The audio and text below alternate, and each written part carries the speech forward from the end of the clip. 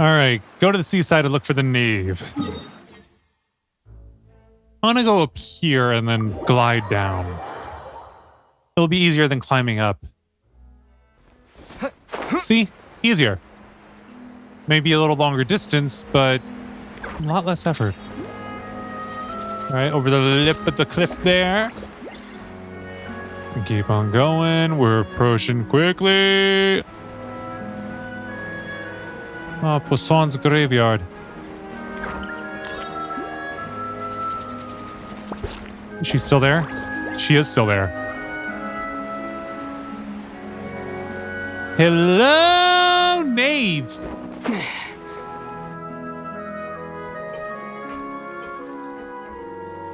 Ah, it's you two again. Mm-hmm. I must say, you look a bit pale.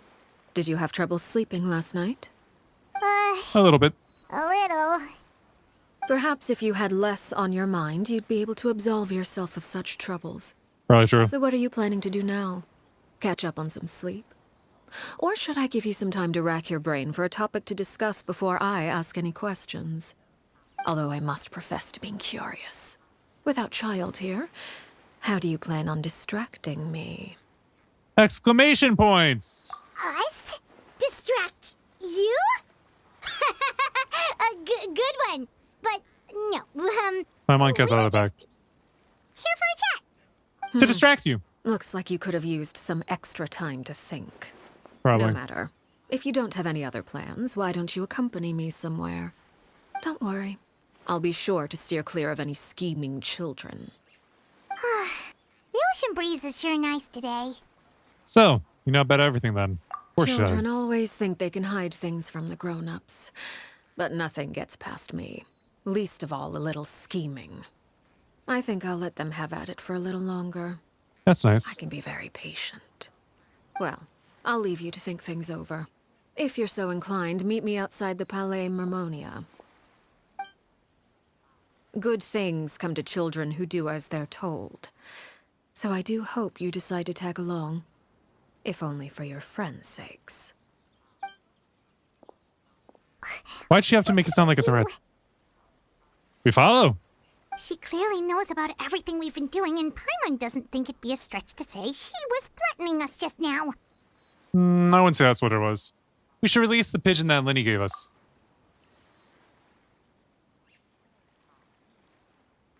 Oh, good idea. Hopefully he sees it in time. Well, we should probably head to the Palais Mermonia.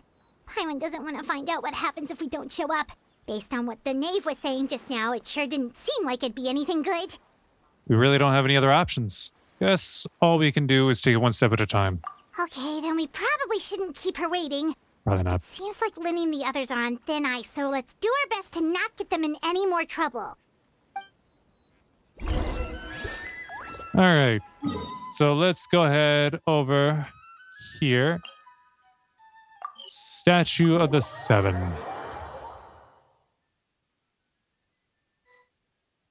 And right into the Seeing as we cutscene. still have some time before my meeting, we might as well enjoy some pleasant conversation while we wait. Is that what you call I'm it? glad to see you get along with my children. Being surrounded by good companions is necessary for a child's development. I can imagine. Planning on doing anything to them, are you? Doubt it. I assume you're referring to Lenny, Lynette, and Fremine. Mm-hmm. Although, there's that situation with Filial and Nentoy as well. It appears quite a few people have been acting out lately. She knows more about No what goes on with her I'm not adopted one to children than discriminate. actual All those who parents betray know the with their house meet the same actual children. fate. There are no exceptions. Does that mean you're going to kill them? Oh, are you here to beg for their lives? I'm sorry to disappoint, but the rules of the house change for no one. In my organization, everyone is responsible for their own actions. But don't you care about them at all? They really respect you. They even call you father. You must feel something for them. Paimon, relax. Any organization in which feelings come before principles is one destined for ruin. The House of the Hearth is hardly an exception. You could say our principles are more stringent than most. Perhaps I can offer you this consolation at least. As our guests, You two will not be held accountable along with them. There's really no other way to solve the issue? I would imagine Linny, Lynette, and Fremine will be able to keep their lives. As for Filial, Nantoy, and the others, I'm afraid there's little I can do. They can try to escape, but once you know our secrets, there's no getting out alive. Even though you're the one that dragged them into all this? But that's awful. Of course it is. Ah, you seem concerned. Out of consideration for my guests, I suppose I could turn a blind eye for a little longer. If Linny and the others manage to dispose of Claire V in the meantime, all evidence of their wrongdoing will be lost. In that case, I could hardly punish them for something I couldn't prove. If their efforts are unsuccessful, on the other hand, all will be held accountable. And the punishment will be severe. We'll hold you to it. Of course. Oh, and here, I believe this belongs to you. Do try and keep better track of it next time. It takes a considerable amount of time to train a bird like this. It would be such a pity if you were to lose it.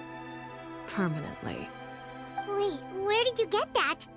She caught it after we released it, obviously, Paimon. Well, I'm afraid that's all the time we have to chat. Now, for the matter at hand. I asked you to meet me here because I have business at the Palais Mermonia.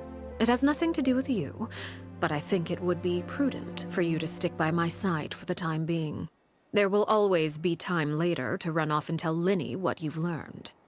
Well, time to go. Looks like we wrapped things up just in time.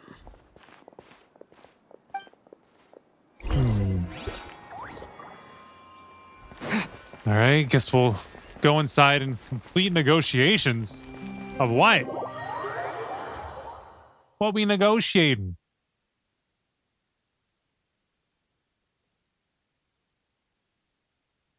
We're gonna talk to New Duet. Because this is his office.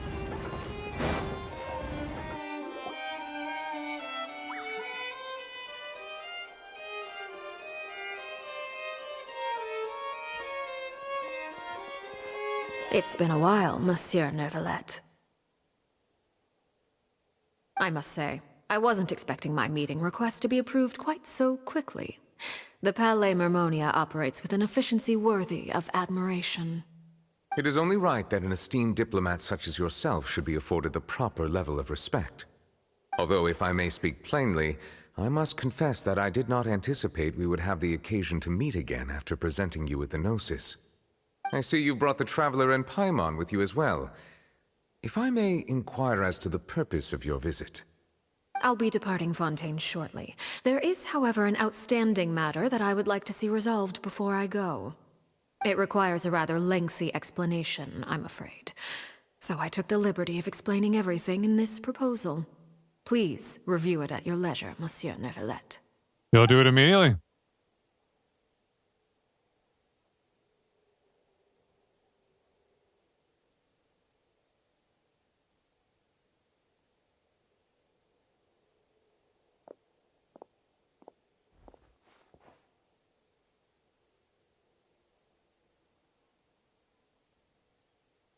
We'll just chill here.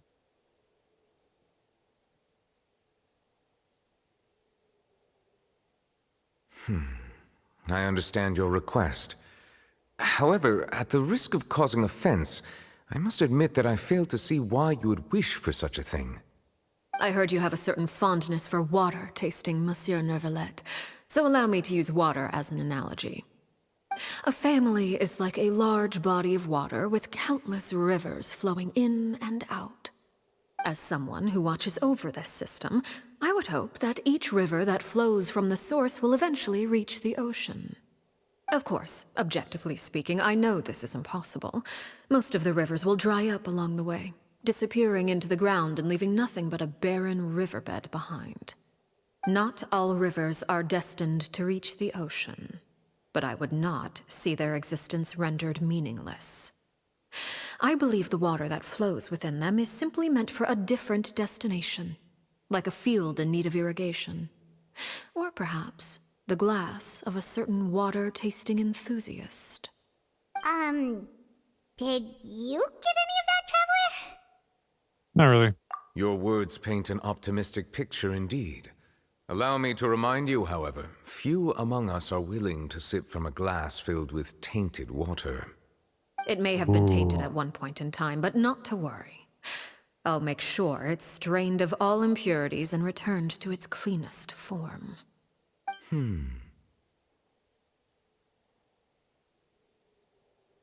I seem to recall there being a transactional aspect to your proposal. Perhaps you could expound on that? If you accept my proposal, Monsieur Neuvillette, I will gradually withdraw my forces from Fontaine.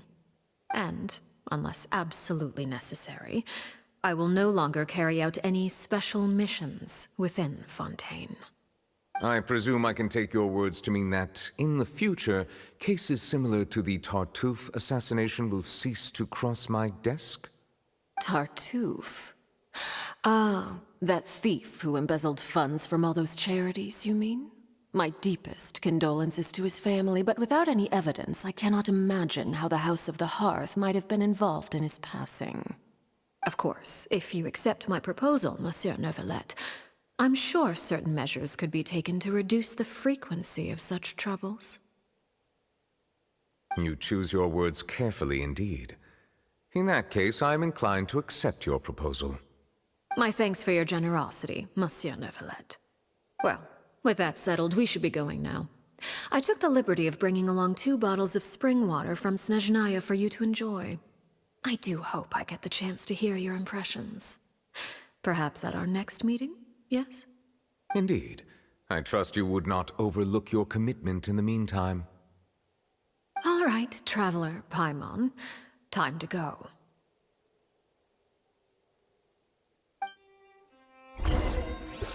Are we going back to Poisson?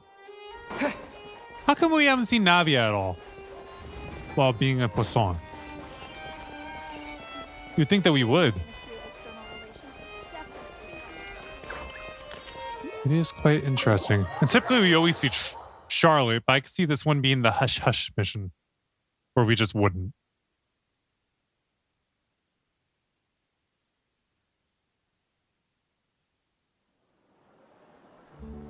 So, what exactly were you talking about back there? Paimon only heard you mention some rivers, a large body of water, and then some kind of irrigation scheme. You really want to know?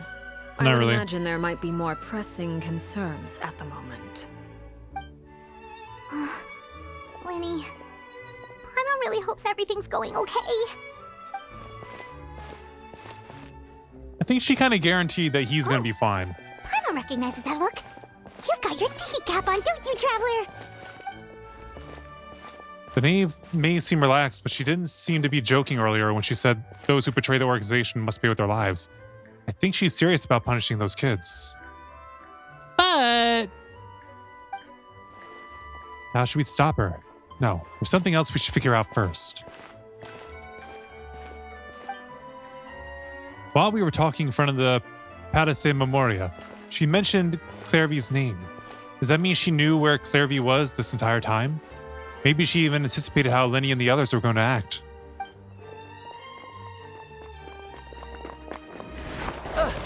Yo, it's the Scarface one. Oh, shoot. Are you alright? Oh, jeez. I'm so sorry. I was so focused on selling these papers, I wasn't looking where I was going. My bad. I also wasn't paying attention. Well, let me make it up to you at least. Here, take this paper. On the house. He looks kind of familiar for some reason. Yeah, he used to be a member of the House of the Hearth. It was more Oh, you don't have to give us anything. the whole Please, execution is I more of want a to. getting rid of their membership It's not like type I'm thing. short on supply. All the extras will be useless come tomorrow anyway. It's my fault, really.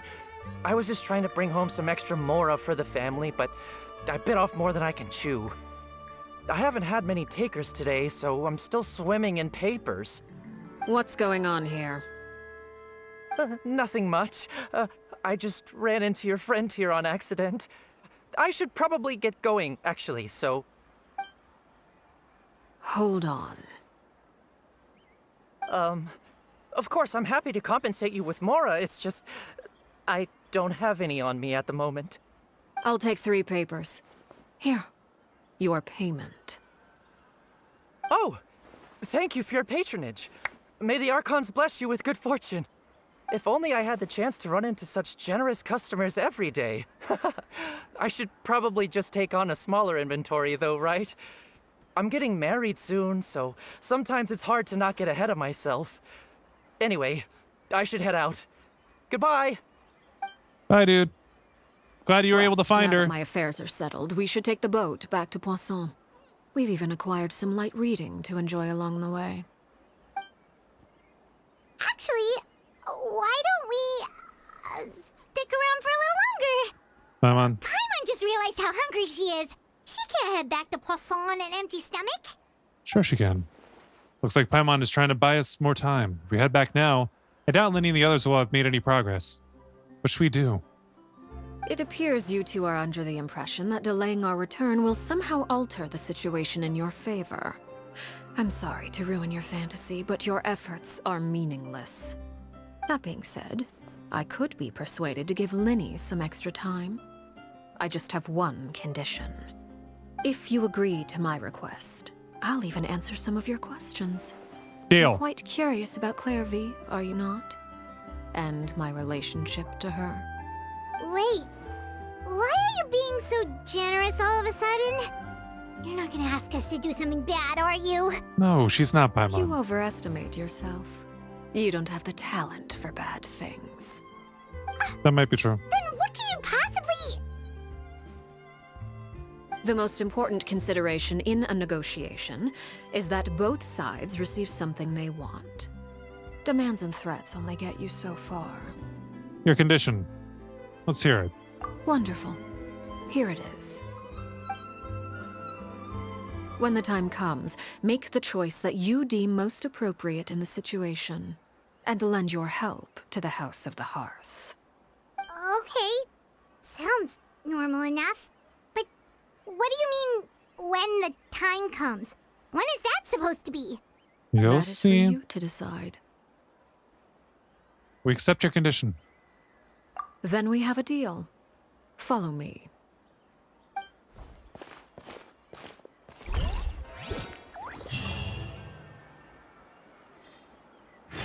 All right, and now follow the name to the nameless ruins. All the way up here. Well, I guess we could do it. Just gonna be a little bit of a trek. Probably more of a glide when it comes to us. All right, and crap. No, it's gonna be a run rather than a glide. Kind of wondering if I should bring out Mona so that way we can travel a bit faster. Yeah, I think I'm right about she's Perry. Clairvy used to be her friend. And Mother was the previous person in charge of the House of the Hearth. And she took over, refused the name Mother because it had such a negative annotation for her. So that's why she's called Father instead. And she doesn't actually execute anybody. That's the old rule of the House of the Hearth. This might just be the old House of the Hearth. What's in the cage? You know what? I don't care enough to check right now. Nice. Let's make this a bit easier to cross. Shall we, Chi-Chi? Oh. Chi-Chi can stand. So that means all my other characters can too. I guess we gotta go around to the other side. Bug! Sub-detection unit. Wasn't really a bug, was it? Wait, where are we meet? Hold on, another one. And here we go. What is this place? Somewhere long forgotten by everyone. It used to be a grand building. Now it's nothing more than a pile of rubble. No one comes here anymore, nor does anyone care about what once happened here. Although, this place does have something to do with the story I'm about to tell you. It was before I became a harbinger, and before Linny and the others joined the House of the Hearth. Due to certain events, I first killed Clairvy and then her mother. And this is where it all happened. You were the one that killed Clairvy? Why? Let her explain. Patience now. Allow me to explain Clairvy's side of the story first. I'll start from the beginning. Clairvy was 6 years old when she was brought by her mother, Crucibina, to live in the House of the Hearth. From the outside, it seemed like a fairy tale. A thriving family made up of kind adults and friendly children. Crucibina was the knave at that time, and the House of the Hearth was under her control. She was Clairvy's mother by blood, but she was also the mother to all the children in the house. Clairvy was happy here, for a time. But she quickly realized that being part of this family wasn't a fairy tale at all. It was a kind of purgatory. Purgatory? Exactly. The House of the Hearth takes in war orphans from all over Tevat. But as for how to raise them, that depends entirely on the person in charge. Crucibina came up with a novel idea. She would teach the children to fight, force them to duel each other, and then crown as the king of the house the child who proved themselves most worthy of inheriting her title. It's difficult to estimate the number of children who died or were maimed in the process. There's little I can say about the ones who died. The ones that emerged with permanent injuries, on the other hand, well, they still served a purpose. They would be handed over to the doctor to be experimented on, or sent away on dangerous missions. Nothing more than tools to be used and then discarded. So those were the experiments Clairvy was talking about. But what actually happened to her? You said that Clairvy was Crucibina's daughter, so if Clairvy tried to convince her to stop what she was doing, Crucibina probably would have listened, right? Not necessarily. Despite being Clairvy's mother, Crucibina cared little for her daughter. She forced Clairvy to join the House of the Hearth only as a means to demonstrate her own impartiality as a mother, to prove that she treated all her children equally. Clairvy did try to convince her mother to change her ways, but it was to no avail. After her efforts failed, the only other option was to rise up and try to fight back. Unfortunately, the other children had already been thoroughly indoctrinated into the illusion of happiness Crucibina had created. Of course, there was one exception. Someone Clairvy's age who knew the truth about the House of the Hearth. Her name was Peruere. Perry. Wait, the friend that Clairvy mentioned? Friend, huh? I suppose we can call her that for now. Clairvy was a cheerful and passionate person with a tenacious spirit. Peruere, on the other hand, was rather cold-blooded. Her cold-blooded nature allowed her to see through Crucibina's facade. Yet, it was also this cold-bloodedness that prevented her from acting against it. At least at first.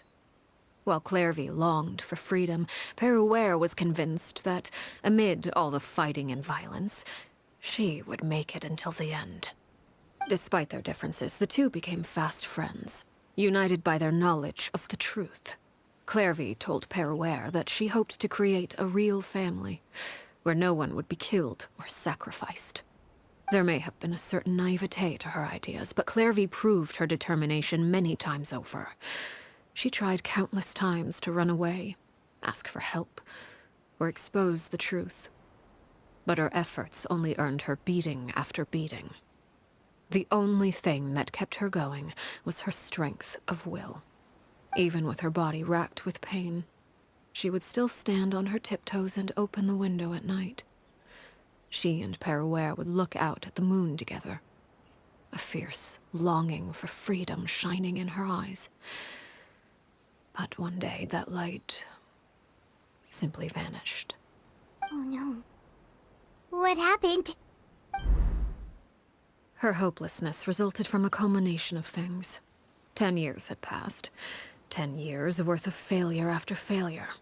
She and Peruere weren't children anymore, but finding any chance to escape still seemed as hopeless as ever. It was during this time that Peruere suggested a new plan. If escaping was out of the question, why not take down the very person sitting on top of this throne of lies? Mother herself. Makes sense. Clairvy rejected that proposal. She claimed that, as a famous harbinger, Crucibina possessed an unimaginable amount of power. Trying to kill her would have an incredibly low chance of success. Clairvy never gave another reason, but Peruere could see it written all over her face. Clairvy still thought of Crucibina as her mother. Killing her own flesh and blood was a line she couldn't bring herself to cross. If she couldn't escape and fight back, then only one option remained. Death. Precisely. Death was the only way that she felt she could be free. It happened during a duel. When she arrived at the dueling ring that day, her partner turned out to be none other than Peruere. The very person that had stood by her side all those years. It was a fierce battle. But ultimately, Clairvy decided to let Peruere end her life. From that moment on, Peruere's journey was one written in flames. When the rain finally came and washed it all away, there she stood, the sole victor in Mother's endless game of slaughter. A trail of corpses strewn across her path to success. It was the very result she had predicted 10 years prior. Even then, she believed she would make it until the end. She wasn't surprised by the fact that she emerged as Mother's undisputed heir. Rather, her success left her with an inexplicable sense of restlessness. She was unsettled. And there was only one thing that could quell that sensation. Killing Mother. Perhaps you two would like to take a guess as to what it was? Killing the person at the very top. Crucibina, you mean? But... Correct. This is the place where Peruere killed her best friend. A mere year later, this is also the place where she fought tooth and nail to kill the mother they shared. The moment she acted, any conception of what was right or wrong ceased to matter. It's one of the principles of the house. Only those who survive get to write the rules.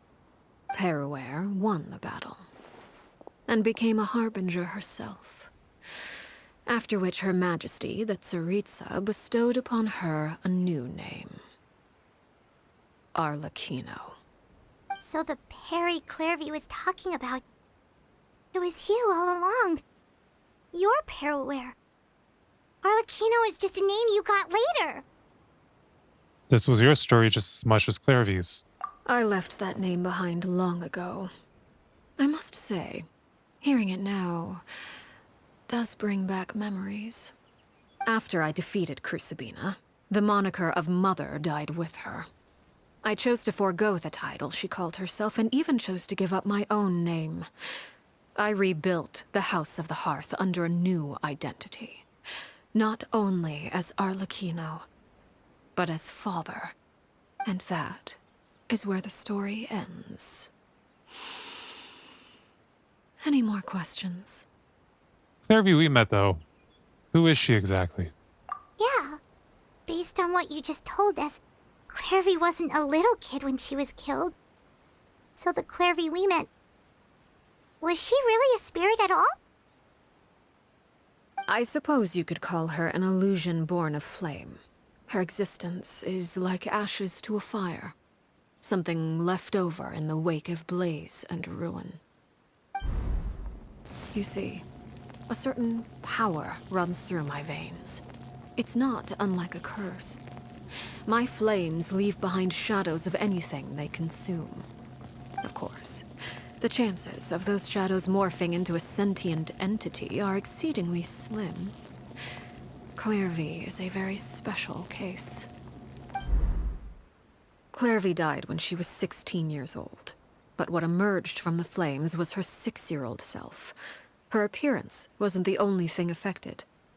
Most of her memories were lost to the blaze as well. Memory is a mysterious thing indeed. Losing a portion of your memories will alter your sense of self. Lose 10 years' worth, however, and it would be like living in the past. Like returning to a version of yourself that never grew up. No wonder Paimon got such a weird feeling when we were talking to her. Perhaps I should put it this way. Clairvy is someone trapped in time. It may seem like she exists with us in the present, but she truly lives in the confines of her own past. So if all of that is true, then you must have known about Clairvy for a long time. Indeed. She's a rather volatile and unstable entity. Sometimes she would look after the children. She's even saved some of their lives. But other times, she would hide from me and become obsessed with revealing the truth about the house to anyone who will listen. Shadows don't have the capacity to learn or grow. Any new information they encounter is quickly forgotten over time. Your attempts to expose Clairvy to sunlight. They failed, yes? The reason is actually quite simple. In Clairvy's mind, the house is impossible to escape. And it is this very perception that traps her there. But no matter. All I have to do is kill her again, and all will be resolved. I don't anticipate so much as a single speck of ash will be left behind this time. Wait! Why do you have to kill her, though? Paimon can understand why you might want her gone, but isn't there another way? So what if she's trapped in her 6-year-old self? She's still your friend! At least talk to her first! It's too late for that. She broke the rules, and now she must be punished.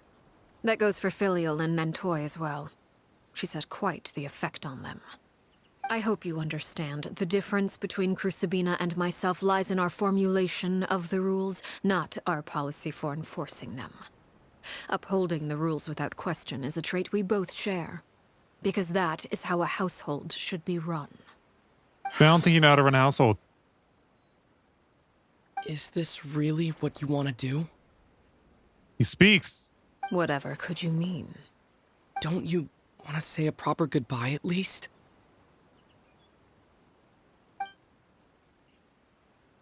Whether as a killer or as a father, there are two things that must be avoided at all costs. Anger and sorrow. Anger makes you impulsive. Sorrow causes you to waver.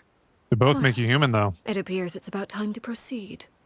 Before we arrived, I told some of my well-behaved children to bring our troublemakers here by nightfall.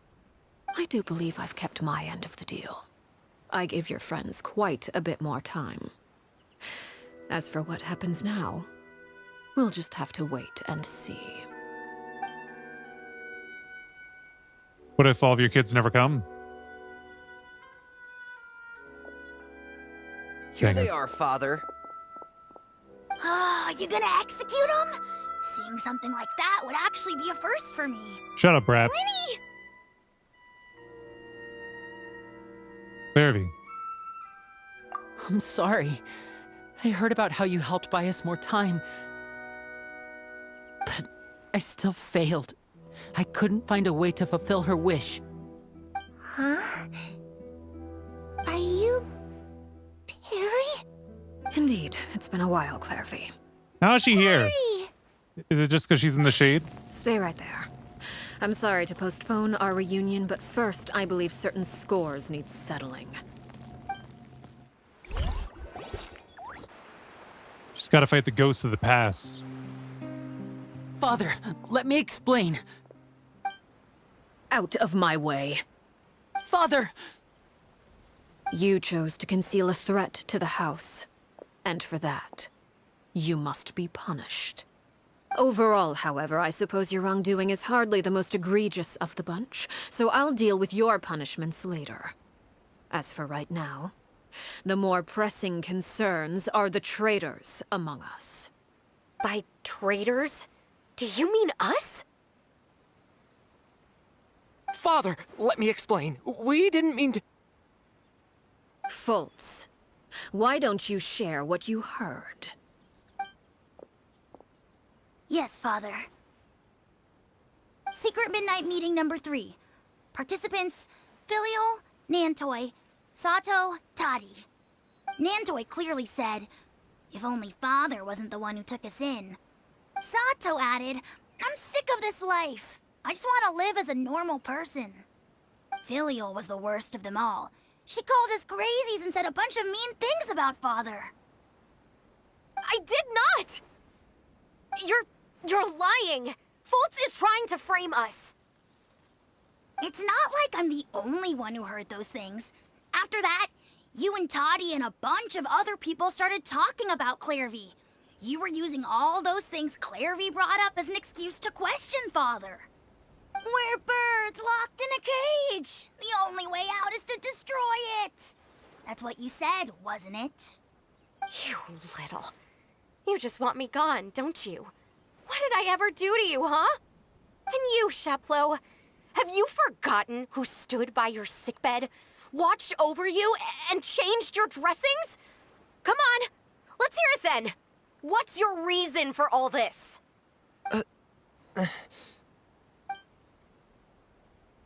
You're wrong, Filial. We don't want you to die. You're our family. Seemed excited about execution. Liar.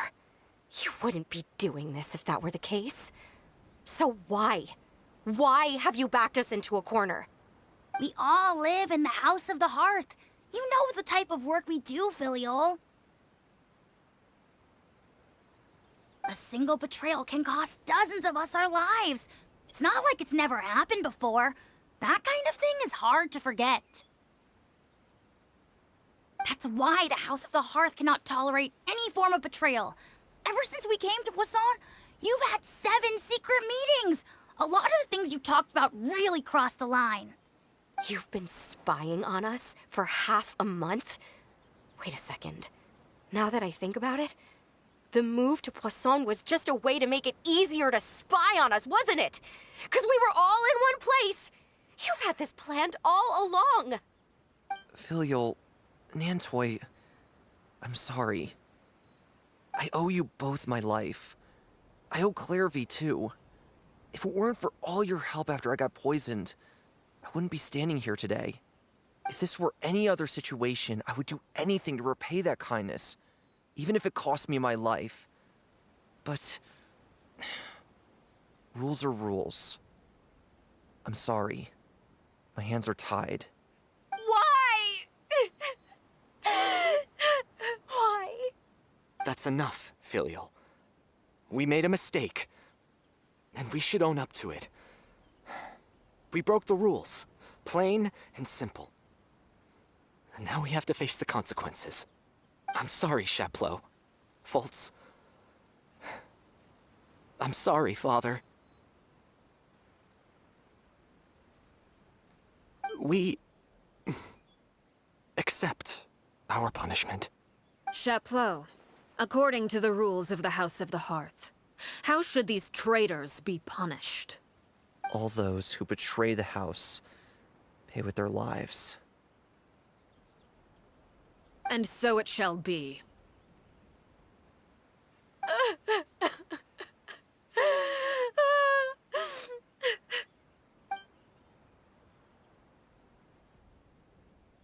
So what's actually going to happen now? Father, please wait! Something you want to say, Linny? Please reconsider, Father. What Filial and the others did, does it really count as betrayal? We all come from broken families. From the very first day we joined the House of the Hearth, we wanted nothing more than to make it a real home. But the truth is, none of us know what a real home should look like. I'm not saying I have all the answers. All I know is this. Killing Filial and the others may uphold the rules, but doing so will only bring us further away from being a real family than we've ever been. So please, Father, please reconsider. I agree with Linny. Father, please. Linny, you...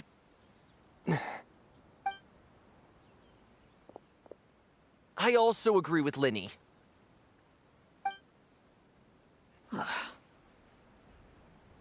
An order once given cannot be rescinded. However, given the extent of your determination, I suppose we shall have to go about this a different way. Draw your weapons and face me. Our weapons? Father, are you referring to a duel? Precisely.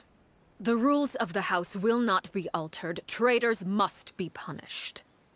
However, resolving disputes with a duel is also one of our rules, one that also applies to me. Demonstrate a sufficient showing of strength, and I shall offer a concession. She's not planning on sacrificing herself, is she? Beat Father in a duel? Impossible. Father is way too strong, even for Linny.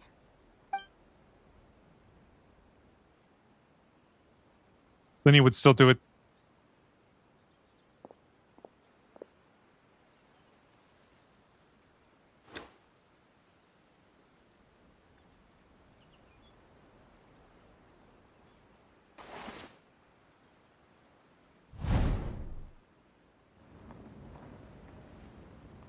Are we just going to watch the cutscene here? Traveler? Or are we going to control them at all?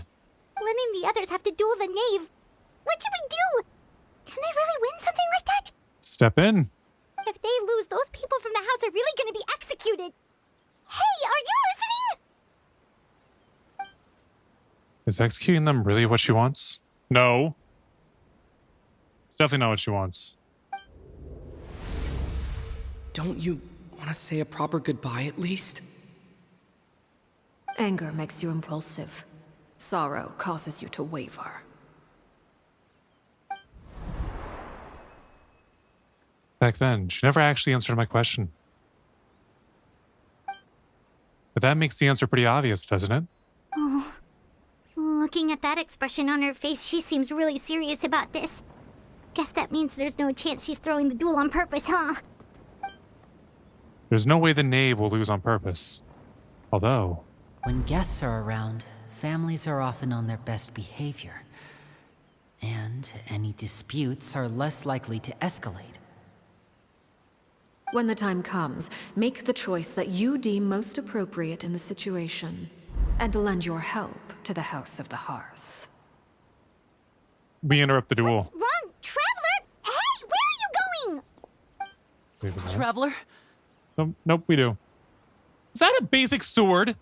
I like to see for myself what the fourth of the Fatui Hardbringers can do. You're asking to join the duel against the knave? Uh-huh. That's okay. I'll allow it. We do have a ready-made dueling ring at our disposal, after all. All I would advise is this. Keep a firm grasp on your weapon, and give it your all. Any less, and you may just lose your life.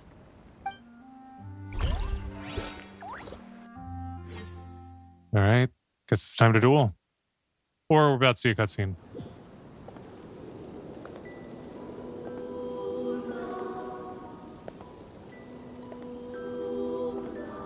He's really moving towards us in a creepy manner. Gather! Is it my turn now? It's been your turn. What you talking about? I will. Now's our chance! Bellowing thunder! What? Share my knowledge.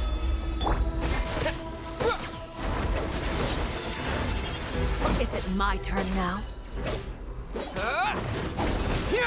Father's even stronger than I expected. Now that's more like it. Just keep hammering away.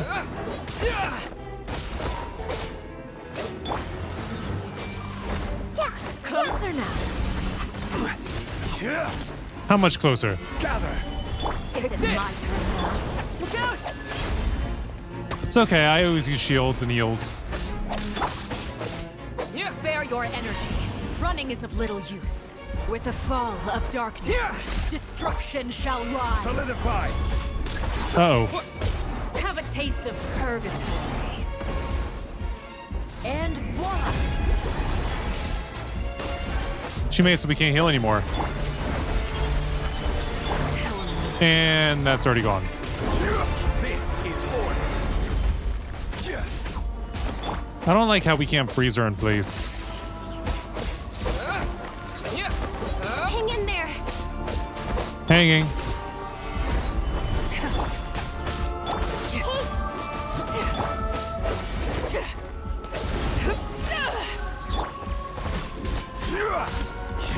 A little bit more. We can put up another shield. Fresh. Solidify!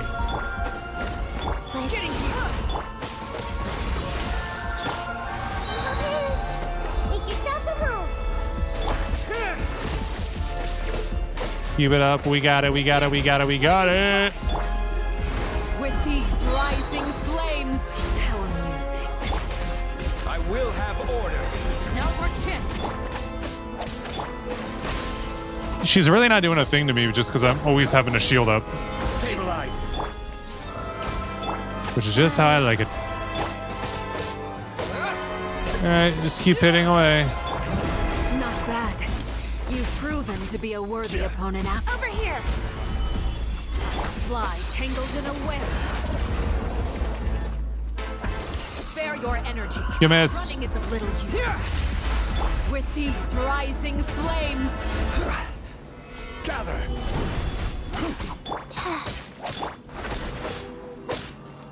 We had all types of stuff stacked up on the Traveler.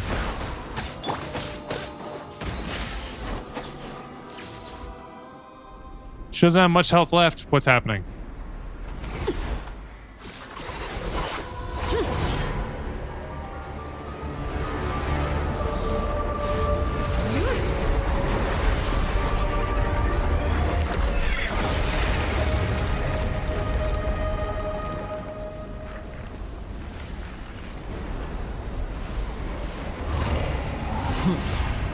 Cinder of Two Worlds.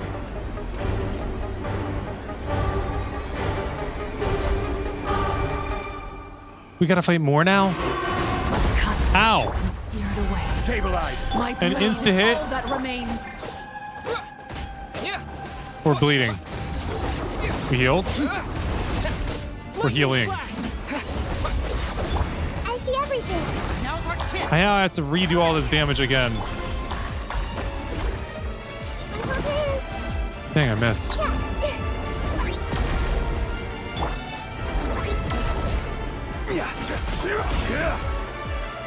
Gather. Life goes on. Watch out for Father's movements. Look out! I don't really have to. I could just keep the shield up. And if I start bleeding, I'll heal later. The sun and moon have set. Only ruin remains. Stabilize. All hope has been extinguished. Now's our chance. I wouldn't say as. Here! Keep hitting, keep hitting. Sharing my knowledge. Solidify. We up on the shield. Let's see how strong you are. Watch out for Father's movements. Look out! Sometimes Ow. only the beginning. That was quite a bit.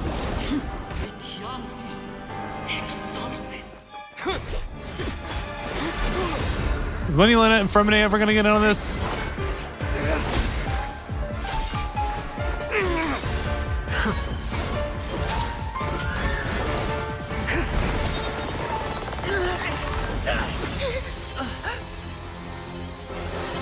There they go.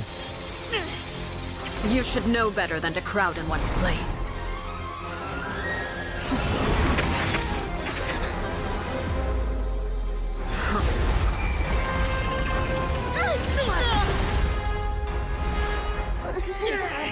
Oh, I know. He was the distraction. I'm sorry, Father!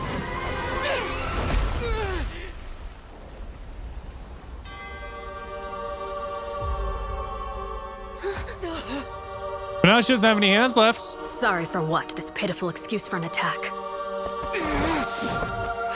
There we go. Travelers got the right idea. Little late though.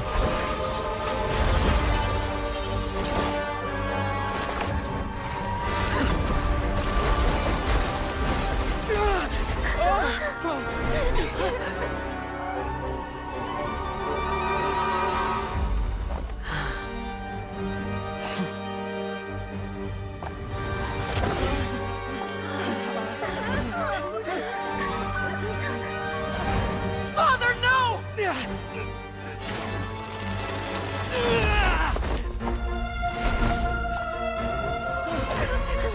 Made it out, did you? You're stronger than I expected.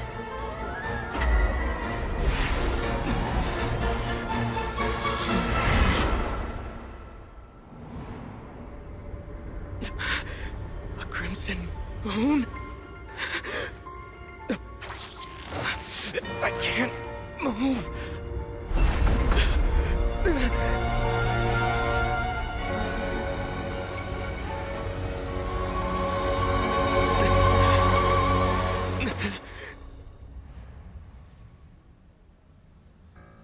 Still, not strong enough to beat me.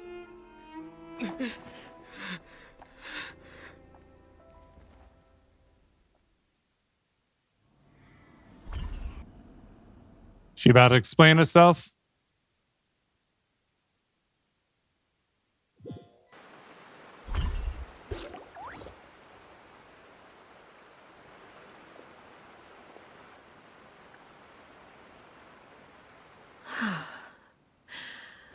I believe we can end things here. It's not often that we get to enjoy the company of guests, after all. We wouldn't want things to get too out of hand. Brother, are you all right? Lenny, Given that I am the victor of this duel, as agreed, the punishment stands. No! I never thought things would end like this. However, everyone involved in the duel demonstrated a remarkable level of strength and determination. In light of this, I'm prepared to change the method of execution. Elwar, the bottled flames I gave you for safekeeping. Do you still have them? Yes? I wasn't sure what they were for, but I've kept them super safe. I didn't lose a single one. Wonderful. Then, in just a moment, I'll have you administer them. Bottled flames? Indeed. Does it cause They're memory the loss? product of a secret experiment. Under certain special circumstances, flames can be extracted from my person and preserved. Once ingested, searing pain will spread across every inch of your body. No harm will come to you physically, but your memories will be burned away. If you can withstand the pain. When you awake, you'll have forgotten everything you know about the House of the Hearth, and will be expelled from the organization. In other words, administering this concoction will kill the version of you that grew up in the house, and give you a new identity. So that means the man that I thought looked familiar, the one selling newspapers outside the Palace Memoria, he must have been that same Hoyer we saw on the list of executions. He wasn't killed at all. Memory is a mysterious thing indeed. Losing a portion of your memories will alter your sense of self.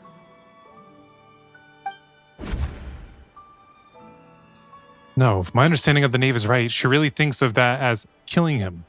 The Hoyer that lived in the House of the Hearth is dead. The one that remains is simply a normal person living out his life with his beloved. So even so, it's much better than actually ending their lives. So, you're just letting us go, Father? You misunderstand. Memories are extremely important. Once consumed by flame, the version of you standing before me will die, and our secrets will die with you. So no, I don't intend to just let you go, because the person who survives will be nothing but a stranger. Even so, I won't have to live in fear anymore. I'm sorry, Father. I'm sorry I let you down. But I really... Don't cry, Filial. You haven't left the house yet, so there are still rules to be followed, yes? Remember what I taught you. Anger makes you impulsive, sorrow causes you to waver. Don't let yourself be controlled by your emotions. Of course. I'll remember. Dry your tears, and go pursue the life you really want. Yes, Father. Chaplot, Fultz, Elwar. Take them back to Poisson. And bring Lenny and the others as well. I prepared 3 extra vials of bottled flames. As for whether to take them, the choice is yours. Goodbye, Hang on a second. children. The next time we meet, I will no longer be your father. Thank you for all you've done for the house. I hope you have bright futures ahead of you.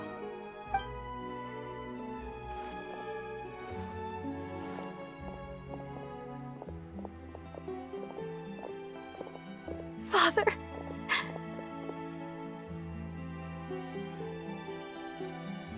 Let's go.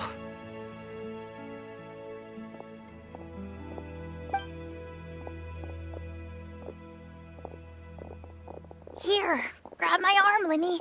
I'll help you walk back. Thank you.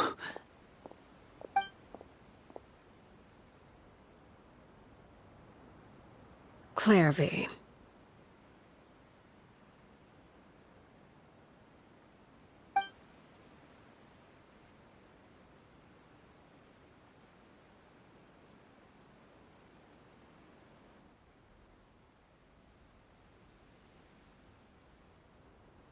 Can we talk now? I've been waiting for a super long time. You really are Perry, aren't you? I haven't seen you in so long. How come you're all grown up? Wait, did I somehow travel to the future on accident? Or am I dreaming? What a long dream. Neither. You died, Clairvy. That's what happened. Way to break it to her gently. You could have at least sugarcoated it a little. Look, she's that speechless. If this is really Clairvy's younger self, then I would say she's probably had enough lies. Oh. Okay then. Huh? That's it? You accepted it just like that? She lived in a pretty bad organization. If that's what Perry says happened, then I believe her. Perry wouldn't lie to me. Plus, I don't really need to know why I'm like this. I'm more curious about what happens in the future. If you're a harbinger now, Perry, that means Mother is gone, isn't she? Can you tell me about it? I want to know what happened to her. And to me. You never stopped trying to defy fate. At first, no one believed you. You could only vent your frustrations to the moon. In fact, you often sought comfort in the night sky.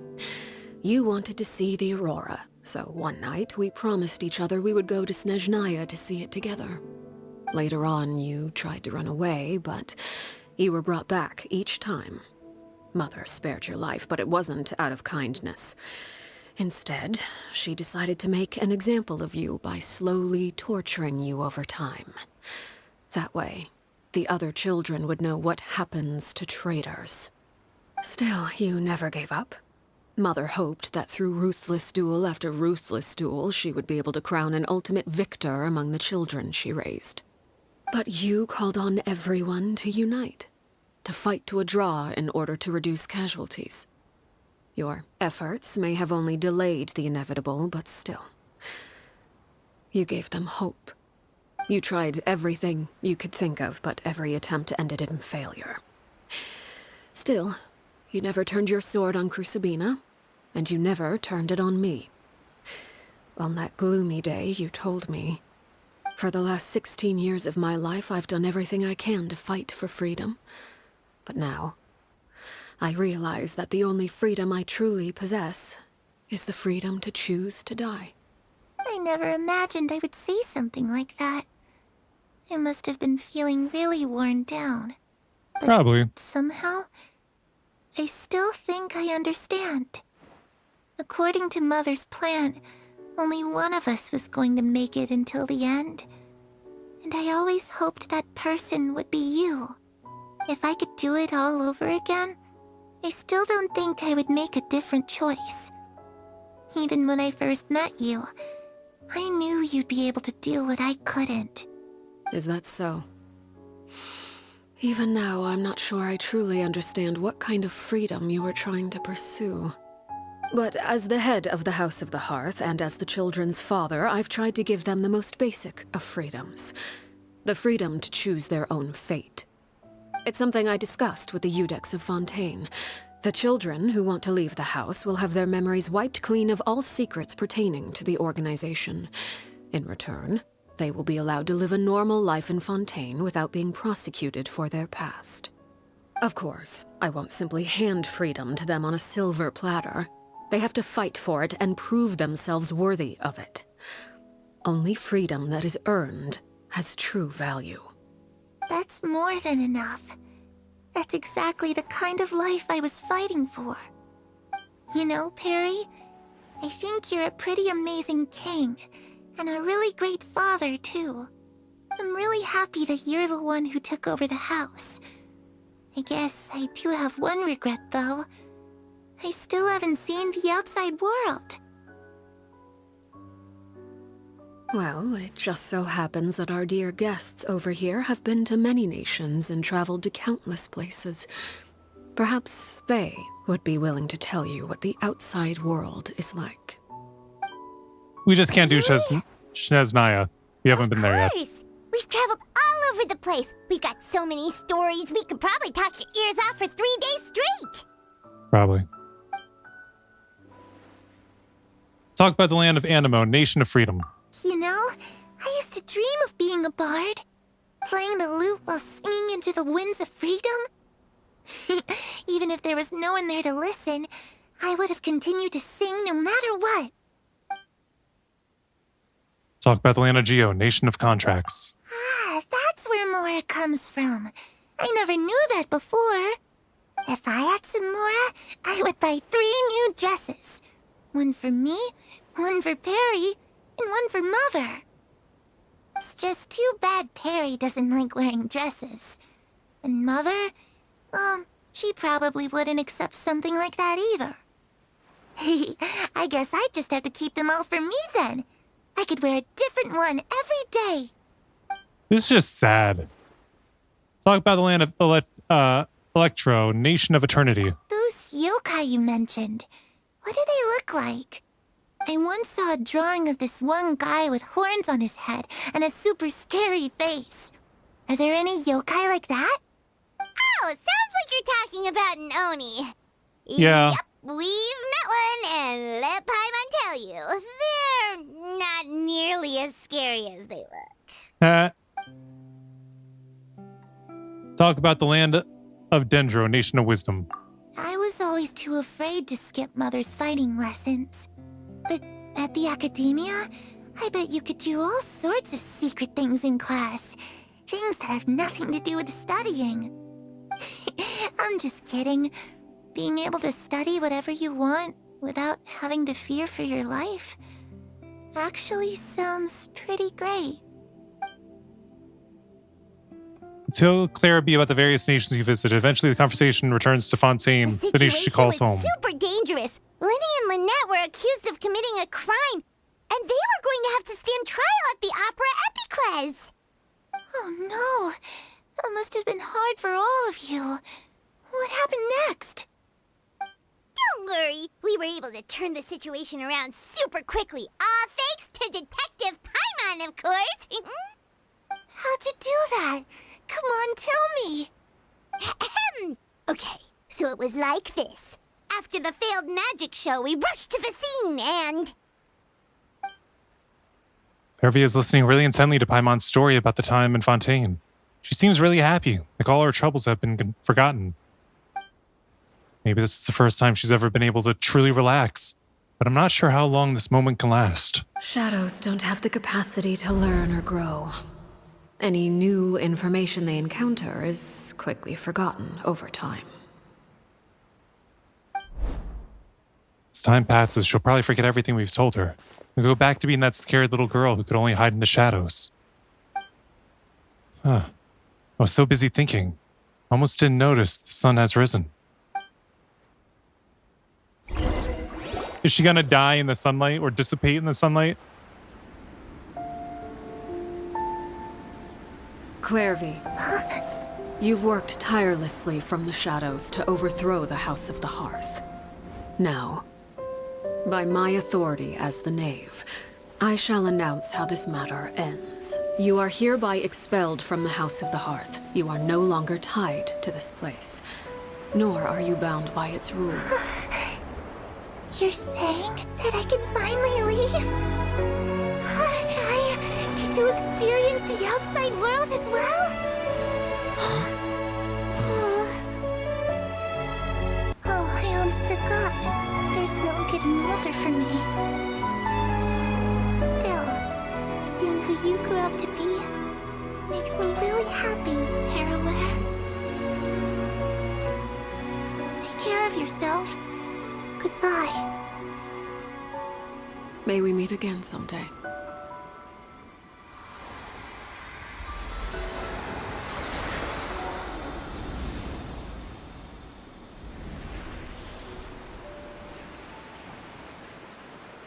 Clairvy. She left so soon. Paimon didn't even get to finish her story. You talked all through the night. I also have certain sentiments left unsaid.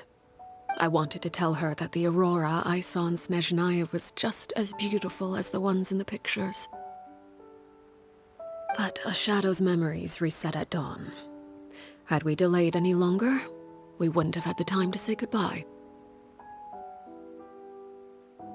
Whatever regrets may linger, let them be lost to the coming of a new day. Father? It's Linny! Hey, Linny! You came running right back. What is he doing back here? Let's go check it out.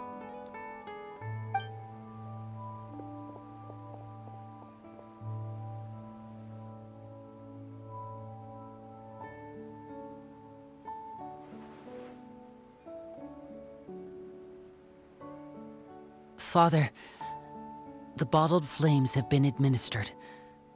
Filial and the others have left the house. And you? What have you decided? Thank you for giving us that choice, Father. But we never wanted to leave the house. It's the only home we've ever known. Lynette and Fremine feel the same way. They're recuperating back at the Hotel Bouffe Tété. But I decided to come back and tell you where we stood. I'm sure you're well aware of the expectations I have for you.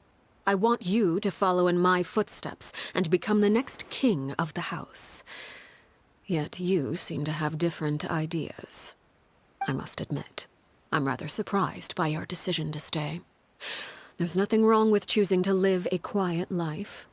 Leading this organization is a heavy responsibility, one not so easily carried by someone forced onto the throne. I just never understood what you saw in me. What made you believe I was deserving of that throne? You're brave, talented, and, most importantly, you cherish your family. You would do anything to protect them, even if it costs you your life.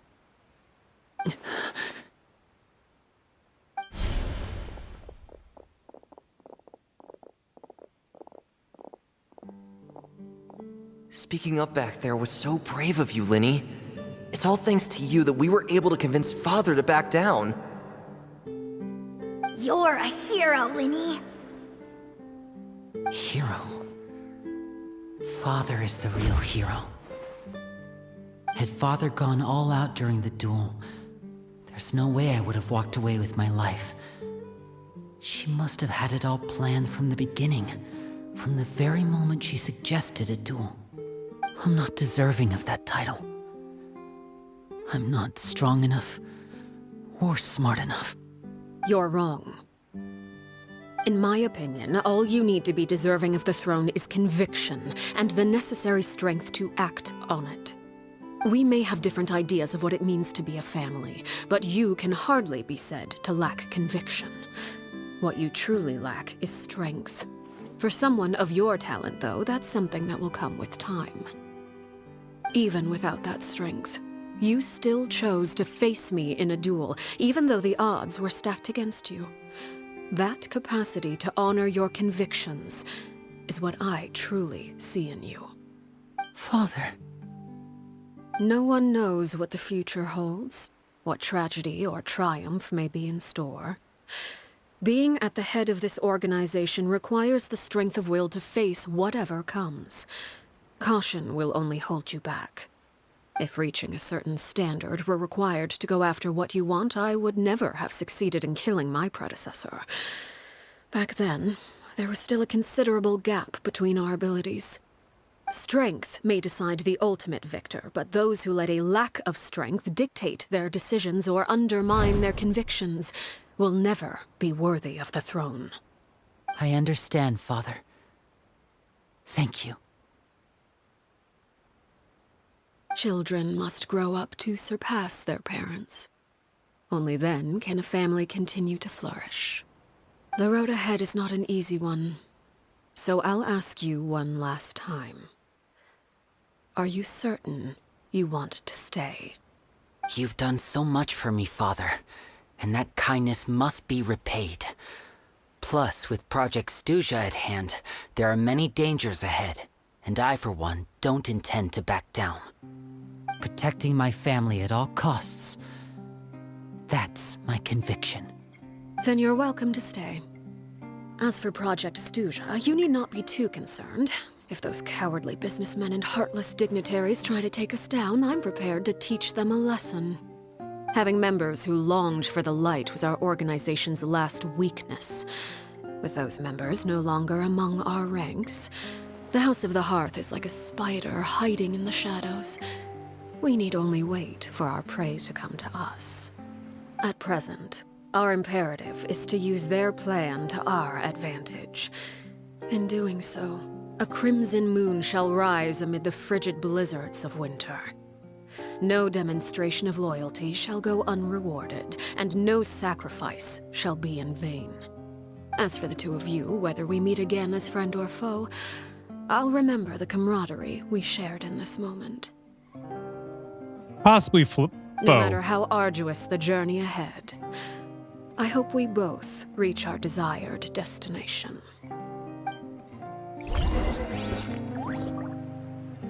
Wait until 2 days later.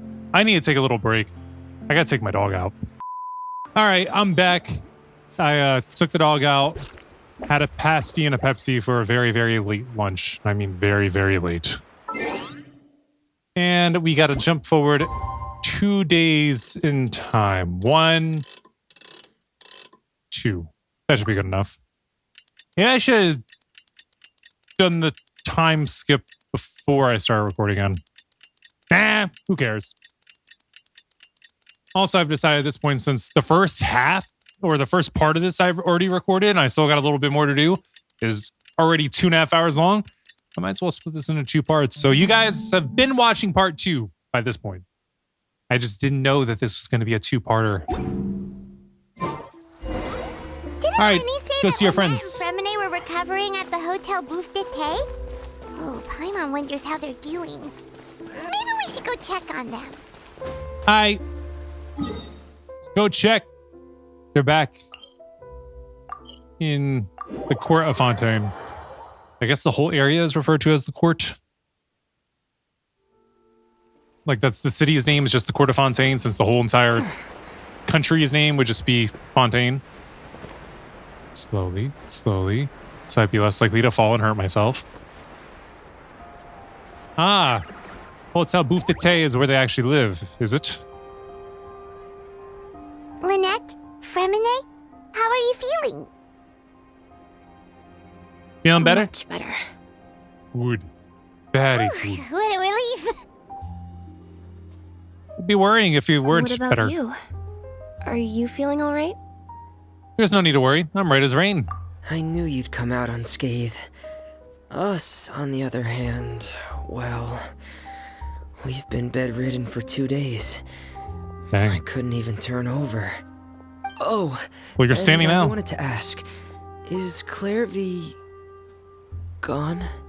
Yes. Winnie and the other members have left Poisson and returned to the House of the Hearth. According to him, there haven't been any more sightings of a spirit roaming the house.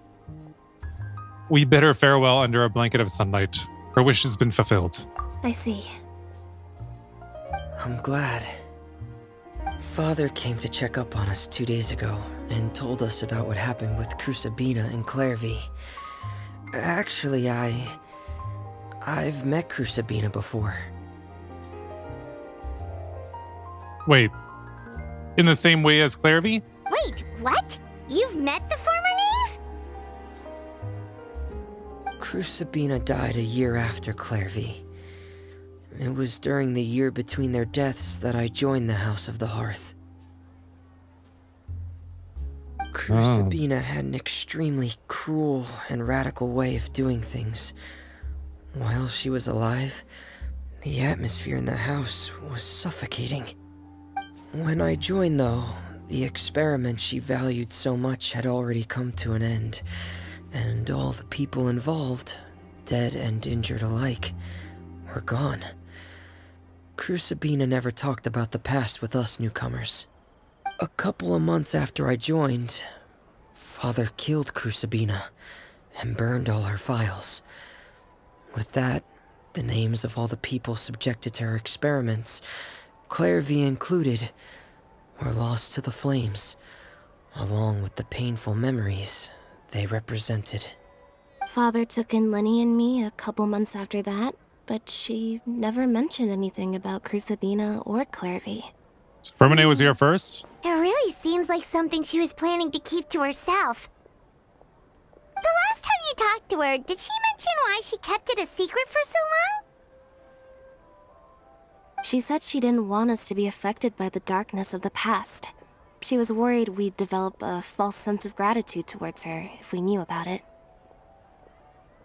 The foundation really of a false, family should though? be free of any corrupting influence. Whatever happened in the past, it has nothing to do with who we are now. And that's what Father told us in the end. But I still thanked her for everything. It was only after hearing about what Crusabina did that I finally realized how insignificant our lives could have been. The members of the house meant nothing to her. To say that she valued them in any way, even just as a tool, would probably be giving her too much credit. If Father hadn't taken over the House of the Hearth, I probably would have already... Don't think about that. She saved you in the end. Father rarely brings up the fact that she saved us. She doesn't believe that being indebted to her should be what ties us together. But even if we didn't owe her anything, we would still choose to stay. Because this is our home. We What may about have when we become arguments enemies and later? Times when we feel wronged. Some people may even choose to leave. But as long as Father is here, we will always have a home. Whether the path before us is bathed in sunlight or shrouded in shadow, we'll follow Father wherever she chooses to go. So I wanted to say thank you for helping us make it through this crisis. Without your help, we could have lost a lot more along the way. Oh, we didn't do anything, really. Just invite us back as guests and we'll call it even. Of course. You're welcome anytime. Are Filial and Nantoy okay? I actually saw them at a cafe this morning. They didn't recognize me. From what I could tell, they were drinking coffee and talking about one of the operas that started running recently. They seemed happy. Normal, probably. If I had to take a guess, I would say they finally found the kind of life they always wished for. When the hearth flame goes out. Complete. Well, it was just an extra, 6 minutes? But still, this is a long story. And that's going to be it for this one. And the previous one, since I decided to split them into two. And until next time, deuces. So I wrote it in the rhyme. The Reverend Doctor got an 8K, wet working. The roaches get the race spray. My weak rhyme, my body, your best verses on game day. I touch the crowns of self-entitled kings. You leave the heat like LeBron when I melt your idols' vital things. This is Malcolm and Martin, Million Man March in Sparta, mixed with a legion of angels surrounding sons and daughters. Simon Peter with a desert eagle, waving it at Caesar. So if I was you, I probably wouldn't mention me either.